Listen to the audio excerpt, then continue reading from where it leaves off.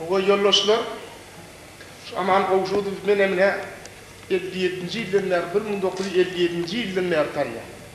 Yani men hem beden terbiyeden şuna tapak berdim, hem sağdan tapak berdim şuna. Karadağ'ın nomor 7 mektebinde. O bir katı zehimli şu vaxtlarım men okuyan dövrümde de katı zehimli değil. Elmide ama elini dutardı. Elmide ama elini dutar yarını ayırmaz. O inime yankı aman özüm şöyle men fizikte tapak berdim. Bu da men öz okusulum. Ne tuvadı men ne bilen her haydi bir ulu ağrıylı adımlar olup geçtiler. Ben şunları okuyan amanca 50 yaşın kutlu oldum. Göretücülüğümünün arttın.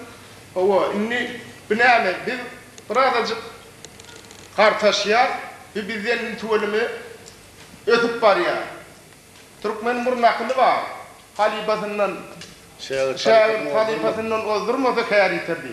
İnni şular yalık yaşları biz tavsiye vermeli oluyor. Yani onu da böyle kartaşyar diye mektep bunları eğitmek mi kalktı ya? Hava. Boyunlarımıza. Amanca yübüleyin mutlu oldun. Yöneticinin kâm oldun. Yaşın uzun oldun. O yöneticilik işine kâm karışıp duruyor. Bol yatar bu. Yok.